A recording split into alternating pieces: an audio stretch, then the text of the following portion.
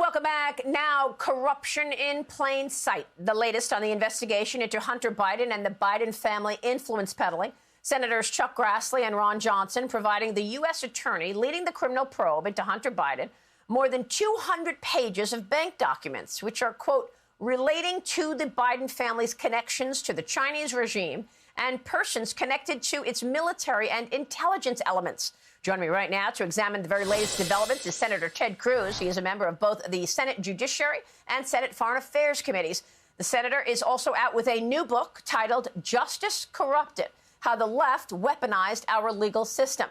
And, Senator, it's great to have you this morning. Thanks so much for being here. Maria, good morning. Great to be with you.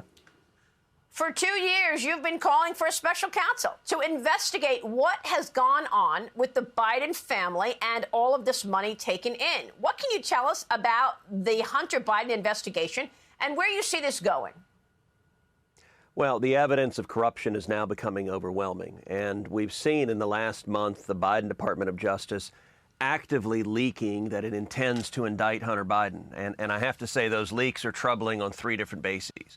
Number one, the Department of Justice shouldn't be leaking anything that is against the law to the extent they're revealing grand jury secrets. That is, in fact, a criminal offense, and they're playing politics. They're not engaged in law enforcement. Number two, the substance of what they've leaked is that they're looking at Hunter Biden for drug offenses and tax offenses. Now, listen, by any measure, Hunter Biden is a deeply troubled soul, a soul who has struggled with addiction his whole life.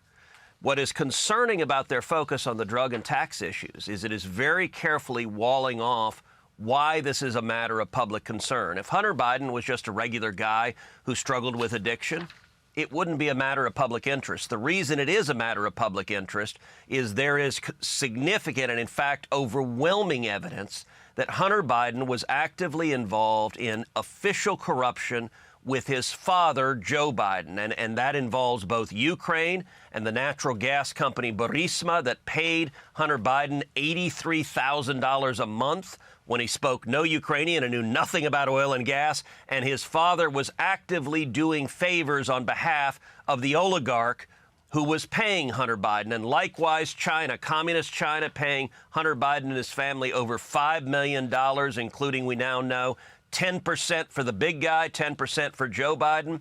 And the fact that the Biden DOJ is saying, oh, this is all a drug matter. Don't pay attention to the big guy. Don't pay attention to the corruption. Just make it one poor person struggling with addiction. That's highly concerning.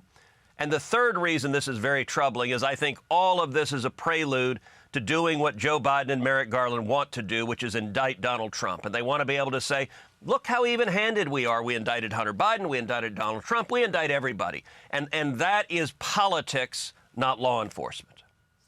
Well, this is just really well said. It's just extraordinary to me that we're supposed to trust the commander-in-chief on the decisions that he makes regarding our number one adversary, the Chinese Communist Party. And yet he has taken in all of this money, he and his family. I've said it from the start. This is a Joe Biden story, not a Hunter Biden story, because it was Joe Biden's time that they were trying to sell here.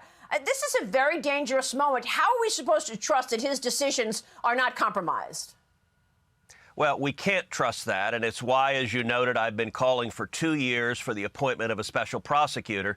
You mentioned my new book that came out this week. The book is Justice Corrupted: How the Left Has Weaponized Our Legal System. And it goes in particular and describes how, starting under Barack Obama began using DOJ and the FBI and the IRS and the CIA as political tools, as weapons to attack their political enemies. Well, when Trump became president, those hardcore partisans burrowed into senior career positions at those agencies, and they waged war against Donald Trump, both personally and against his administration. And now under Joe Biden, they are out in the open. And under Joe Biden, this is the most political and the most corrupt Department of Justice we've ever seen. We see the FBI storming President Trump's home at Mar-a-Lago. That's never happened in the history of our nation. We see FBI agents storming pro-life activists, machine guns drawn at the crack of dawn with their children crying. And I got to say, Merrick Garland has done more to undermine and damage the integrity of the Department of Justice than any attorney general in history, and that includes John Mitchell, Nixon's attorney general, who resigned, was prosecuted, and went to prison. Merrick Garland is doing even more damage, and this book, Justice Corrupted, explains how, and it walks through chapter and verse exactly what's happening and what we need to do to stop it.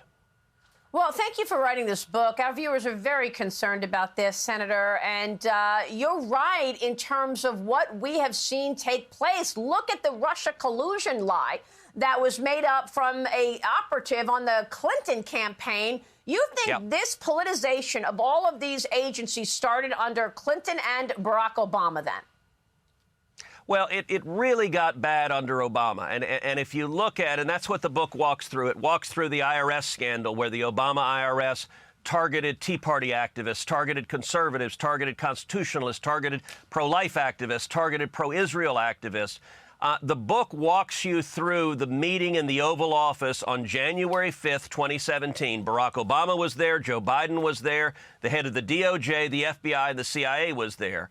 Donald Trump was getting ready to enter the presidency, and they sat there and agreed, we're going to launch the federal government to go after Donald Trump. We're going to weaponize it. It has never happened in the history of our country. This explains what happened in Crossfire Hurricane, how corrupt it was, including a senior FBI lawyer literally creating a fraudulent document and submitting it to a federal court. He's been convicted, but of course he got a slap on the wrist and served no jail time.